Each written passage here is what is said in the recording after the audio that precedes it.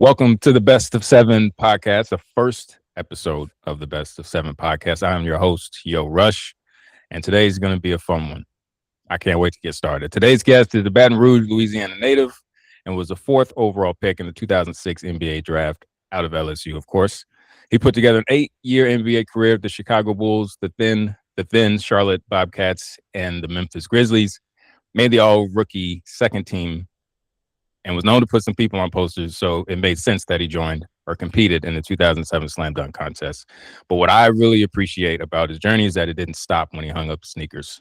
So since retiring, he stepped into coaching, advocacy, work around mental health, and is using his voice to speak on something a lot of student athletes need to hear in this day and time: the importance of education and financial literacy when it comes to NIL. So as you can tell, there's a lot to get into with this one. We've got a coach, we've got a consultant, and we've got a culture builder, Tyrus Thomas. Thank you for joining the Best of Seven Podcast. How you feeling today? Man, I'm good, Rush. Thanks for having me, man. Of course. I'm glad we were able to do this. This is like I said, this is our first episode of the Best of Seven Podcast. And when I found out that you were not only available but interested, I was like, yeah, we gotta get him on. So it's taking some time, but we're finally locked in. So I'm excited to get started. We talked yesterday. We tried to record yesterday and we couldn't because we had some scheduling conflicts, and we said on this time because we said, hey, we get the kids on the bus, so the rest of the day is good. So this morning, my wife is traveling because she's missed business. I wake up at 7 and I'm smelling stuff, right? Like I'm waking up. I'm like, what is that smell? And I get up and I'm crutching because I'm on crutches because I blew my Achilles. And my youngest is in the bathroom, but it smells like straight like poop. And I'm like, what is going on? She's 4 years old, potty trained, and she said, I had an accident, Daddy. So I'm looking. I didn't turn the light on. I turned the light on. I look. There's poop on the floor, coming out of her room into the bathroom. She's on the toilet, and she's like so embarrassed, and she felt so bad about it. And I didn't want to be cleaning up poop at 7 o'clock in the morning, but I did the daddy thing, and got her cleaned up, and loved her up. Told her like, hey, it's no big deal. Got her clean. Got her to school. Got her on the bus. So my day has already been way more adventurous than I expected it to be. So I'm really looking forward to just having some straight conversation with the fellow father. But on that note, I'm curious because I think we're about the same age. Any circumstance you go through changes you, right? But I'm curious because I know what it's done for me in terms of like being more thoughtful before I react, being more gentle. What is fatherhood meant to you, and how has it sort of changed you as you've gone through that journey for yourself? Man, fatherhood is like, it's calmed me down. Right. Like It's like you say, it's just added to my patience. Like it's giving me more patience. It's giving me just for situations like that. Like this morning, I'm checking the folder before my baby woke up. Yesterday he got in a little trouble. He got a mark for not listening at recess. Right. I probably would got my ass whooped for and not even got an opportunity to tell what happened. Right. Yeah. So I said, hey, bud, I seen the mark. What happened at recess? And so he gets quiet and and I'm like, no, tell me. It's okay. He's like, I just tried to score another goal. And so, what happened? I was like, but was it time to come in? And he was like, yeah, but I wanted to score another goal. And so in that moment, it was like, okay, those are the school rules. So now I have to make sure he understands. So instead of fussing, I'm just like, hey, when you with daddy and I say come in, our rule is if you playing soccer, you can't come in without making a goal. You can't come in without your last one has to be a make, right? Best one. So now it's like, okay, well, when you at school, you can't do that. Right. And so he was a little like, he doesn't like to disappoint me. So I had to make sure he knows, like, I'm not disappointed. This is just a teaching moment. Right. And like, right. For me, man, I always want my child to be comfortable talking to me. Right, exactly. Wrong, indifferent. Right. So I'm always making sure, even when I feel like, man, I should probably pop him, or I should fuss at him, or I should punish him. It's like, how do I still make this a teaching moment, but make him feel loved? Yeah. And so for me, it's made me way more intentional, right? Because Yeah. that's my obligation. Even Yeah. with my life, my success, I've helped a lot of people throughout life. And it wasn't until I had my son that I really felt like that's not my issue. Yeah. Before I had my son, I felt like, man, I gotta help this person. I gotta help this person. Once I had my kid, I don't gotta help none of y'all. That's my obligation. That's who I owe. Like if I don't do anything for anybody in this world, I don't owe them anything. I owe him everything. Right. And so it just put me in a different mindset in life, like things I used to care about or worry about, or things that bother me. That shit don't matter. I got one job, make it home at night. Yeah. Right. Like I got one job, that's it. make it home to continue to be able to be a father. So it's like a lot of stuff just doesn't. It's been a blessing in disguise. Yeah. Yeah. That's good. I know for me also, another thing I've learned is one of the reasons why I've become and I've had to work on becoming more patient is because I see so much of my bad habits as an adult in my kids. Right. So like there are times where I'll be doing something and my attention span is like a squirrel. So like I might be doing something and then there's like a sound over here and I got to go and see what the sound is, and I may forget to put stuff back, and I have to remind myself, oh, I got to that I got to put that back in the fridge. I have to put that back on the shelf. So of course my oldest she's notorious for doing the exact same thing. Like she'll get chips out of the pantry, she'll sit down, she'll be on the phone or the iPad, she'll eat, and then she'll get up and go to her room. Bag of chips is still on the table, plate still on the table. And when I was younger, I would be like, and she was old enough to know, like, and we taught our girls really young, clean up after yourself when you're done. So like she's 10 now. Like when she was like 8, I would just be so frustrated. Like, why do I have to keep telling you this? Why do I have to keep telling you this? But then I got to a point where I realized, like, well, yes, it would be great, right? Like if you told kids something once and then it just became a habit. And for some kids, it may work, but clearly with her, she gets caught up in what she's doing, like her daddy, and she just forgets. So I was like, I can't be mad at her for something that I'm still struggling with. But what I can do is try to help her understand and try to work with her to figure out why it's not clicking, so that when she's 38, she's not still dealing with the same thing. So it's like when you say slowing down and being like intentional, it's just so crazy how parenthood just teaches you so much just about life in general, but also like about yourself. Because I see all of my worst habits in my kids. So it's like, all of I got to lead. Yeah, I got to lead with grace because I'm out here still doing the same thing. So I just got to help them become a much better version of me. So it's you got trying days like this morning, but all in all, there's being a father, it's just being a husband is just an absolute blessing. So I'm glad God chose us for that title. But I as I mentioned, I ruptured my Achilles because I thought I was, still young and I can still get out there on the court and do what I've been doing since I was 15. And I want to start to sort of get into you. Like I know you had a meniscus tear, right? Like around 2011, 10? 11, somewhere around there. So was that like your first major injury? Was it like, because I done broke bones. I was like Evil Knievel as a kid. So, we riding bikes, making ramps, jumping off mattresses to dunk the basketball. Reckless. Yeah, just reckless, like, like real. Riding down the hill with a piece of wood at the bottom, making a ramp, jumping off like Tony Hawk style. So like as a kid, I broke shit: leg, arms, thumbs, fingers, hand, wrist. Oh wow. In the league, I broke my arm. Like I got a plate. I can't really see it, but I got a plate in my arm. And I had the meniscus. I had spinal cord surgery in 2014. I tore my calf muscle while I was in Charlotte. I remember that. So I've had my bumps and bruises. Yeah, but when you were but as an NBA player, right? Like, were the injuries different? Like, did they affect you Uh, differently because now you're not able to do essentially like your job? You're on the shelf for a little bit. Like, how did you handle the injuries? Did you handle them all the same way, or did one hit you differently than any of the others?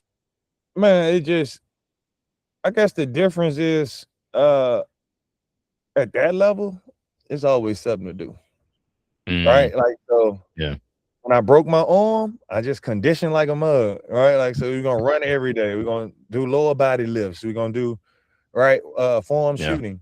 When you tell your meniscus, we about to upper body lift. We about to do conditioning on the bike. So it's a different. yeah. As a kid, when I would break something, I just got to sit there. I don't got resources. Mm, I don't have access to nothing. But on that level, it's always something to do. yeah. Meniscus torn, can't really walk or put body weight.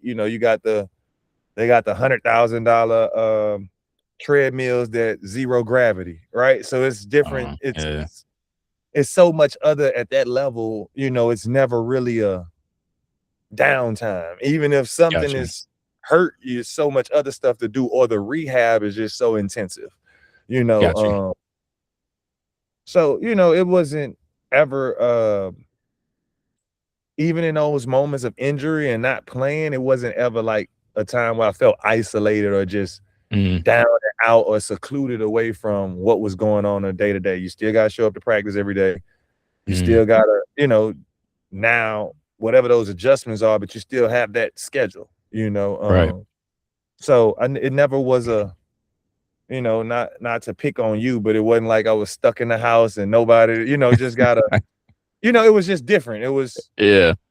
because again, it is your job. So now at this point, the job is to get back as fast as you Get can. back. Right. You No, know. that's good.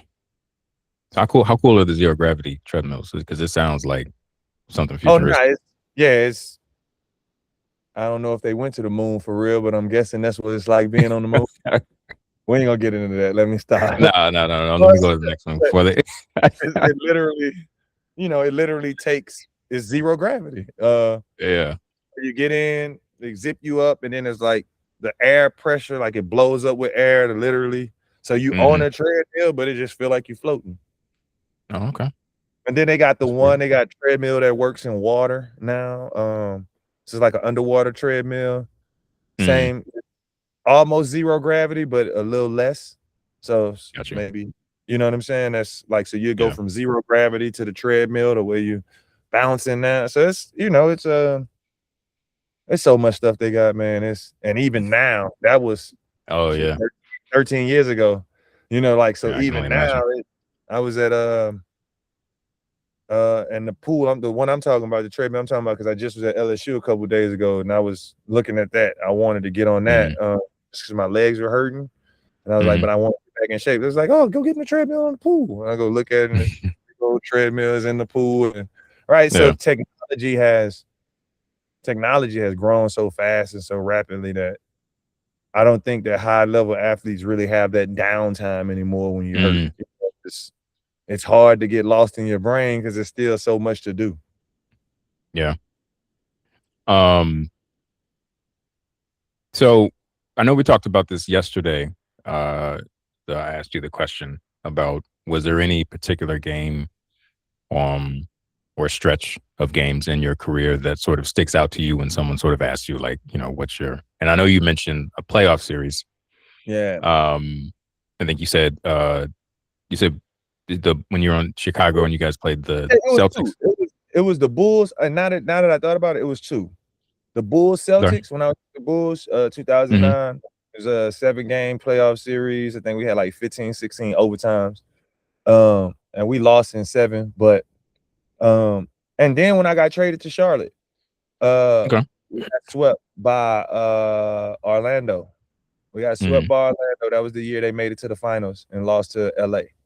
mm, Um, that one, and it's 2 different reasons, I guess, both of them. Chicago was more of like me finally getting comfortable being in the league. That was year yeah. 3. Um, and then the next year is actually year 4, in Charlotte. That one kinda it still sit with me. I ain't gonna lie, like, and not because you from Charlotte, but it still sits with me the wrong way because I thought that was the beginning of something good. Mm. I thought that we were actually building the Yeah. organization. And so even though we got swept, based off that playoff run, I took less money to come back to Charlotte. Like I had other offers to go start, take more money, but in my mind, we just threw this team together and in 25, 30 games, we just made a playoff push. We went from being like, I think we was like 10 games out of the playoffs when I got traded there. We wound up getting the ace. All these dudes just gelled together. We got a hell of a second string. That was me, DJ Augustine, Theo Ratliff, Larry Hughes. In my mind, we all finna come run it back. Yeah. Within 6 months, shit, that team was blown up. Right. And so it's you know, but those were both, I think, good series for me just as a competitor. Because in Chicago, it was like, all right, we here now. Right. Like we were the young guys, we were the young team, and we was like, all right, we here. And so for me, it was like I got excited because I'm like, all right, next year we about to wind up getting traded. But then with Charlotte, it's like, all right, we got the old heads. Now it was more like older guys. And it's like I was one of the youngest guys on that team. And it's like, all right, we finna make a run. We got Larry Brown, we got the old heads, like we finna go play basketball. That ain't work out the way I thought. But you know, that's the business of the game. But if I think about 2 series or just games, it was Chicago, Boston in 2009, and then Charlotte, Orlando in 2010. And it's so interesting to hear you say you took less to come back, because that's always like one of the more like contentious conversations on social media when you've got a free agent and fans, obviously they want their team to put out the best product forward. So it's like LeBron, for example, a couple years ago, they're like, oh, Bron should, when he had the player option, oh, he should opt out and take the minimum. And that way they could get, you know, any number of pieces.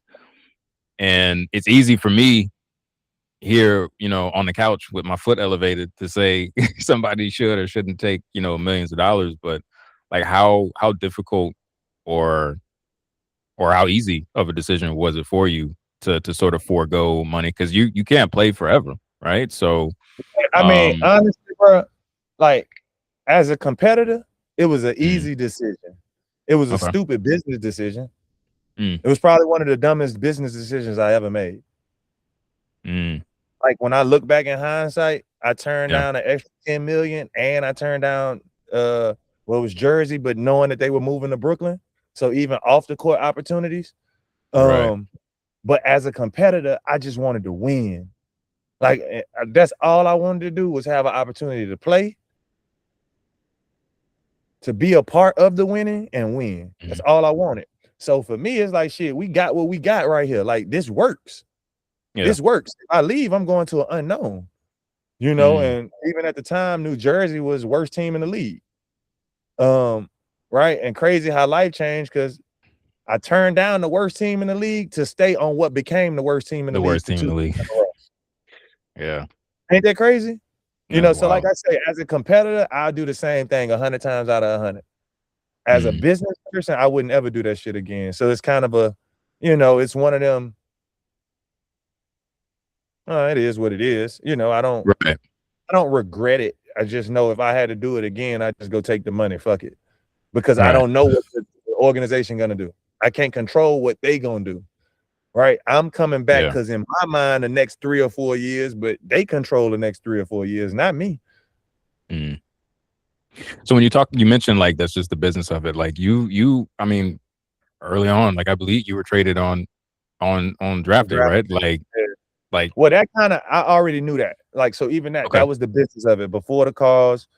You know, my agent let me know, hey, Chicago gonna take LaMarcus at 2. Portland gonna take you at 4. It's gonna be a trade, right? So like sometimes when you look at the draft and you look and people be excited, people be shocked. Like if you look at mine, it wasn't no emotion because we already had this conversation 30 minutes ago.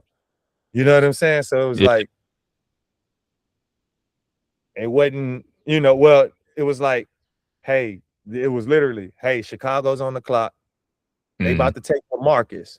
Portland's gonna take you. If either Charlotte gonna take you at 3 and then you're going to Charlotte, or Portland's gonna take you at 4 and you're going to Chicago. So for me, it was like, All right, then either my name gonna get called next and I'm going to Charlotte, or my name is gonna get called to Portland and I'm going to Chicago. So it was like I already know what's happening. Oh, okay. So is there anything about, having had your full career now and looking back, is there anything about like the business of the NBA you wish you like could have known before you got into it? Was there anything that would just sort of like hit you like as a surprise, as a shock, like any elements of it? So what man, I'm gonna tell you, I had a rough time in the NBA because my whole life, all I ever wanted to do was hoop. Yeah. Like I just want to hoop. I don't care about politics. I don't care about, like, for me, basketball is 5 people against 5 people, and you play as hard as you can to put the ball in the goal as many times as you can, and hopefully it's more than the other team at the end of the horn. That's what basketball is. Right? And so for me, the business of basketball, it took the love out of the game for me. Like it took the love out, and specific, and it's crazy that like specifically when I got to Charlotte, I lost the love for the game just because of, when I first got there, when Larry Brown was there, it was great. Right, I got to Charlotte, I had 3 different coaching staffs in 3 years in Charlotte. Right, like like even down, and it ain't to knock them, but it just it wasn't a good place for me. It wasn't intentional. With how the front office moved, it wasn't intentional. You know what I'm saying? So like now when you intentionally not trying to fucking win games, I don't want to be here. Yeah, like, to a competitor, that's what we here for. They're like, oh, well, you getting paid? So fucking what? I'm getting my brains beat in every night. Every night we losing by 40 and nobody cares. Right. And it's easy for fans to be like, oh, well, you didn't do this, you didn't do that. These motherfuckers is in here trying to lose. Right. Right. And fans never blame the front. And I'm not blaming front office, but fans never could look past what they see on the floor. Right. Like my last year in Charlotte, my head coach was Mike Dunlap. The year before Mike Dunlap was the head coach of an NBA team, he was the interim head coach at St. John's that didn't even make the NIT. Man, you can't. As a 7-year veteran, I can't be okay with this hire. Not when we just had Larry Brown and we just had Paul Silas, but you should have hired his son, Steven Silas.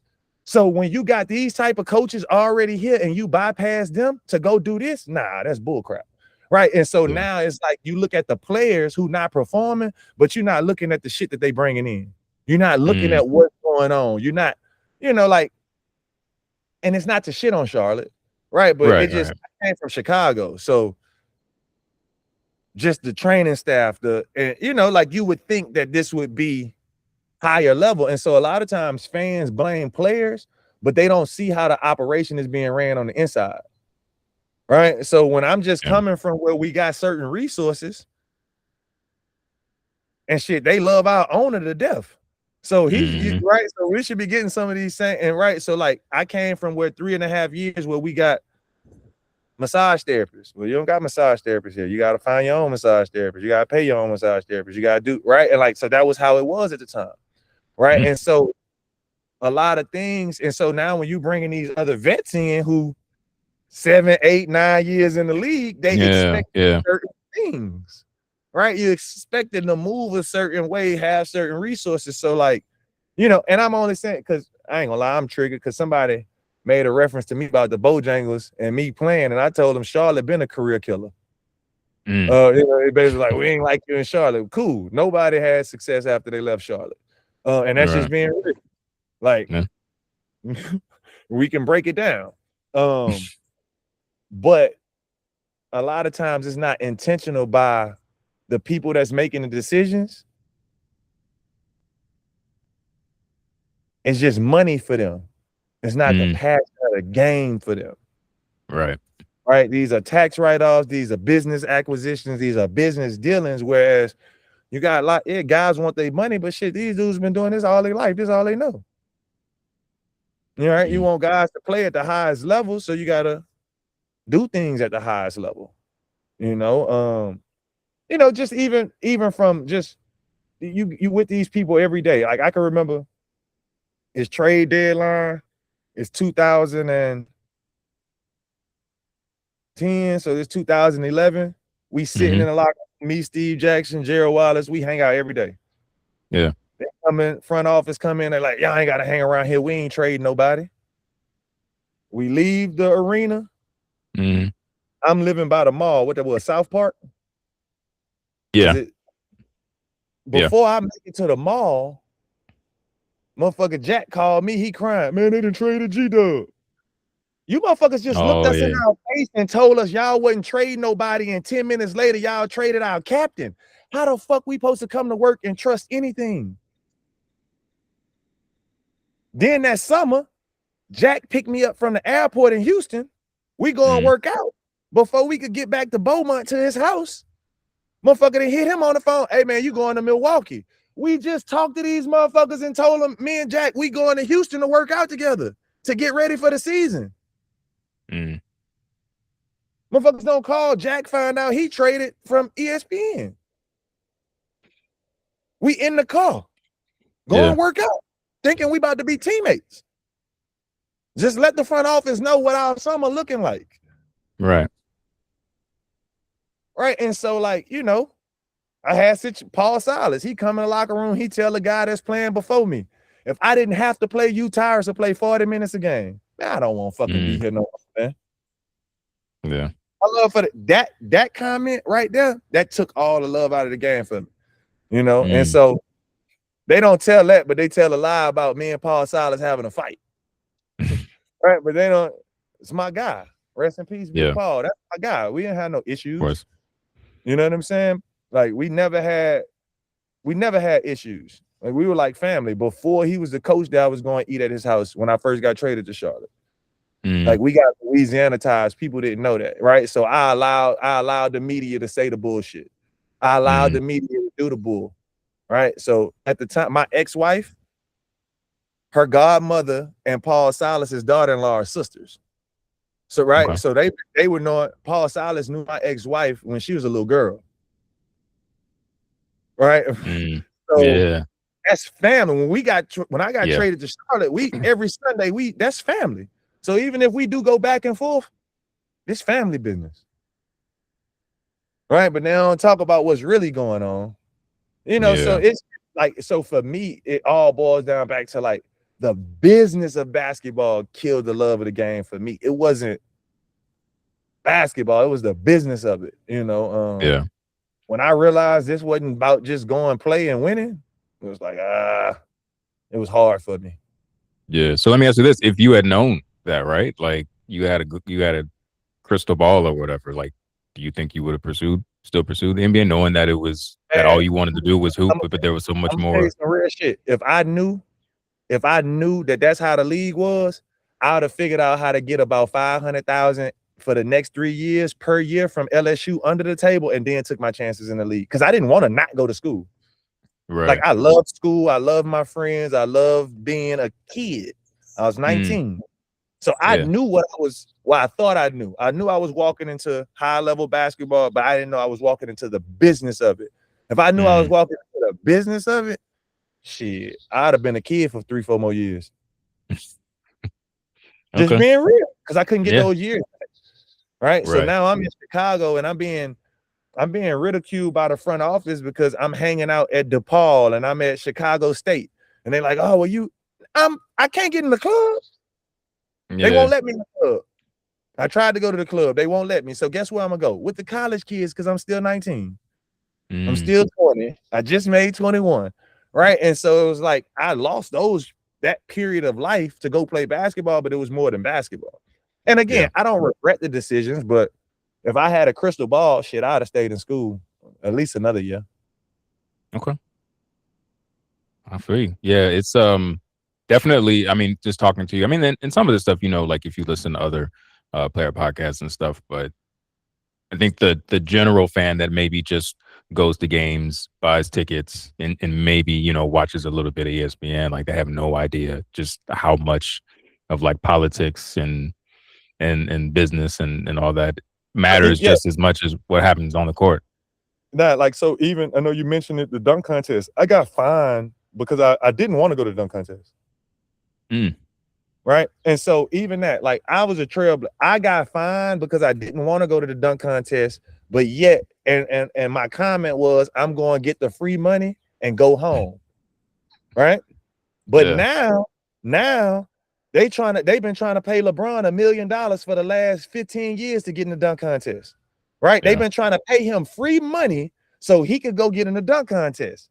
But when I said I'm just going to get the free money, because I told the league what people didn't know was on 3 different occasions on the phone, I told the league I don't want to be in the dunk contest. If I'm not in the rookie game, I'm going home. I'm homesick. That's what's the conversation with the league. Mm-hmm. They forced me to be they forced it on me. They forced it on me. Right. And so when I made the comment, because now reporters ask me, well, have you been practicing? No, because I don't want to be in the dunk contest. I don't even have fancy dunks. I just jump high and fast. I've never done it. Nobody can ever put on footage nobody ever, as much as people know me from dunking, nobody had on footage doing a windmill, a 360, a East Bay, no fancy dunk. It's just jump and dunk. Jump and dunk, yeah. So I knew I wasn't even a dunk contest type of guy because I don't do the throw between the legs. I've never done any of that. Mm-hmm. Right. So even when they asking me to do it, it's like, I'm not creative enough to go be in the dunk contest. They forced it on. So now when a reporter asks me, well, what, have you been practicing? And I'm like, nah, I'm just going to do this, da, da, da. So now the comment, what was it? The article is Tyrus Thomas dunking. Right. And so the league fines me for that. Yeah. Right. And ironically, now because you want somebody in there, you trying to pay them the money that I said I just want to go get. So I think a lot of times, like even that, man, people want breaks during All-Star weekend. Like you got to think about it. You at the halfway mark, I done played 40-something games. I done been around these people every day, all day for the last since October, November, December, January, February, 5 months. I ain't had a break, and I done been around y'all more than I done been around my family. Can I take these 3? Because at the time when I was playing, All-Star weekend was still only a 4-day break. Now I think they get like a whole week, and they do that. Yeah, they do that. Well, what they do is now that way the people who participate in All-Star weekend can actually get a break. Right. And so people don't never realize if you in All-Star weekend, you don't get a fucking break. So, I think a lot of time people just see the entertainment factor. And guys not complaining about, it comes with it.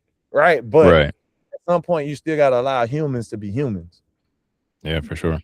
I mean, yeah, no, that's good. So getting more back to you as as a player, you the era which you played, you went up against some like all-time greats. Was there any one particular player who was, like the toughest for you to guard that maybe you saw frequently, that maybe was in the same conference or whatever that you saw 3-4 times a year? Any one player that stands out to you? Man, it's a few, honestly. Because of my ability to play defense well, I wasn't an offensive guy. Like nobody would run no plays up for me unless it's a backdoor lob. My job was to defend. So like, man, I'm gonna tell you, we laughed about it. Rip Hamilton, he gave me fits just because like I'm 6'8", 6'9", shit. And I gotta get down, run behind these screens behind him. He elbowing shit they not calling, like right. And great guy, ultimate competitor. And because he competed at a high level, it just was so frustrating, right? Like it was like he was one of the most frustrating guys to defend, but it was him, Rasheed Wallace, and Joe Johnson. Them 3 dudes gave me nightmares. Like those were the 3 guys that like I'm just like honestly I hated guarding them. Like I hated guarding those 3 guys. Because Rasheed was 7 foot, could shoot with the left, shoot with the right, talk to you the whole fucking time. Hey, young fella, I'm about to turn around and shoot it over the top and do it. Yeah. Right. Like I never forget my rookie year. I'm checking them first half. I think he might have had like 25, 26. He tan my ass up. come out at halftime. He say, young fella, you got to stop guarding me like this because I can feel you. Use your hand like this. That way I don't know what he say. You leaning your whole body on me so I know which way to so turn. we momentum. Yeah. Motherfucker was busting me up so bad that he was like, I got to help you, man. I'm right. And but what was crazy is I literally learned to guard bigger guys that was swift with just the hand instead of the arm bar so they couldn't feel me. You put the arm bar, well, now I know where you at. I can spin off. I'm gonna spin off the other way of the arm. Well, if you put your hand like this, I don't know where you at. Right. I just feel a hand in the middle of my back. And so it was Rashid. But Joe was another animal just because motherfucker 6'8" playing the 2. 6'8", 240, 250. Solid. Shoot the 3, handle it.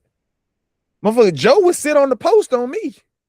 I'm 6'8", 6'9". He going to the block, posting up as a 2 guard. Right. And so it's just like Joe Johnson was unreal. I think he's probably like one of the most underrated. And now there's a lot of guys who were unreal, but for as far as assignments that I had, Joe Johnson used to give me nightmares. I ain't gonna lie. Yeah. I used to model my game after Rip Hamilton because when my dad was teaching me how to play, he was all about like mid-range and getting like elevation on the shot. So I used to watch Rip a lot, coming off those screens, stop, redirect. Dude just never stop running. Never stop. Like never stop. It's crazy.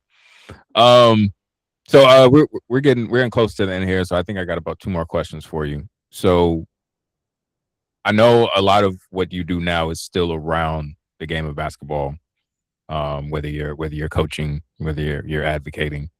But let's say basketball like goes away, like the sport itself, it's banned from the world or whatever. What cause or community would you give everything to if like basketball as a sport didn't exist? Like where would you what would you put your efforts into? The kids the same way. I coach basketball as a caveat to life. Okay. Right. Coaching, I think people don't realize coaching is life. So like, I'm a certified life and professional coach. Because coaching is life. Everybody needs coaching. Right. So it's not just a basketball coach. I coach the game of life because I know 90%, 99% of the kids that I coach not gonna play past high school. Of my college kids, 99% of them won't play past college. Right. And so it's just being real. Like I have the ability to be realistic with how far basketball can take you. I'm in the top less than 1%. Right. So although they have the ability and access to me, the reality isn't there. Does that mean they won't make it? No. That just means by the numbers, right? Like that means if I got there's 1,400 colleges and universities. Only 365 are Division I. So by the numbers, if I'm talking to 25,000 kids, by the numbers, most of you are not Division I. That don't mean you're not good enough or you can't play there, but that means by the numbers, it's not enough spots. There's only so many, It's only so many spots, right? And so it's just coaching life, like helping people be as realistic as possible with life. It goes back to choosing your heart. Life is, especially for me as a black man, I don't care how much money you got. Life is difficult. It's, as a father, as a businessman, as a, just as a role model, as just being a good person. Like there's so much shit going on now in life that you gotta maneuver the right way. Right. Yeah. That's if you have ethics, if you have morals, if you care about being a positive light, right? Like you gotta move a certain way. And so just being able to teach kids that it ain't just with basketball. Like I got more kids that call me coach that never played for me than play for me. Because I understand that the sport is just like a shiny object, right? It brings the kids in, and then once they see you a good person, they're gonna stay around. For me, I think it'll be the same mission. It's just a little bit different because we don't have the sport, but I actually prefer it that way. If we're being honest. Yeah, no, I appreciate it. Yeah. It's funny you say that. My high school basketball coach, God rest his soul, passed away years ago, and they asked me to speak some words at his funeral. And I'll be honest with you, I used to have a fear of public speaking. So this was right around in that time frame. I mean, the church was packed out. I mean, thousands of people there probably. Um, but obviously it was my coach. I played under him for 3 years. So I wanted to pay my respects. Right. But it was actually in that moment as I was thinking about, as I was sort of, I don't like reading from speeches. So what I do is I basically write out what I'm going to say, and then I just rehearse it like 100 times so that I Right. can say it. But it wasn't until I was actually writing what all he did for us and how I'm better now just as a man, as a human being, based on how hard he coached, the way he coached, the little life nuggets that he inserted into his lectures when, we were missing layups or, we weren't running plays right. I was like, yo, he was literally like a life coach, just disguised as a basketball coach. Like his purpose on this earth was to pour into young men, so that when they left, these four lines, and they go out into the world, that, they're contributors to society. So to hear you say that, like, that's that's a core part of your mission and what you do. I mean, it just resonates, and I think we need it in today's world more than ever. There's so much money. There's so much brands in youth sports. There's so many agendas. I mean, some of the political stuff has I think it's always been there, an element of it, like with youth sports, but I feel like it's even more now that there's like, Yeah, there's no, all it's this money and stuff. way more now. Like it's Yeah. way more now. So we need, especially in our community, I feel like we need, men who are like, say, hey, I'm going to coach you the skills, but I'm also going to coach you like these life skills too. So I really appreciate that answer. And I'm just glad you're out there doing the work, man, because it's definitely needed. No, no. Last one. It's like, pretend it's like 2050, right? And someone is at LSU and they're doing a research project on all the greatest, some of the top athletes to have come out, basketball players specifically, to have come out of the school. What's one thing you want them, when they finish, if Tyrus Thomas is their athlete, what's one thing you would want them to highlight about you, and about your career as a basketball player? What's one thing you want them to come away with?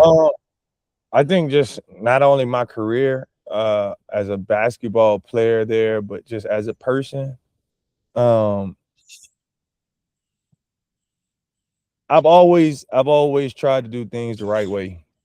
You know, I'm from South Baton Rouge. I'm from the same neighborhood as Boosie, and we all got some ratchet in it, right? But I've always prided myself on Yeah. trying to do the right way. And that's just playing hard all the time.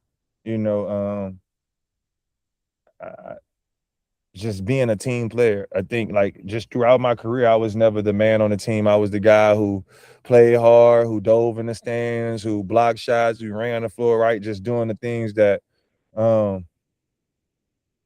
not always seen or applauded, but that make the big difference. Yeah. I think we kind of talked about it yesterday when we was talking about fashion. That's how I live my life, right? Like I don't gotta be mean. I just want to get the job done. Like I don't need the credit for it. I don't need the pat on the back for it. Because what I know is it's just like anything at like team, right? You got a basketball team, your family is your team, your community is your team, your village of people, that's your team, right? Right. Thing I know about teams, either we gonna win together or we gonna lose together. If you're a part of my team, if we on the same team, you can't win and I lose, and I can't win and you lose. If I lose, you lose. If you win, I win. And I don't think people understand it. And I've always had a clear understanding of team.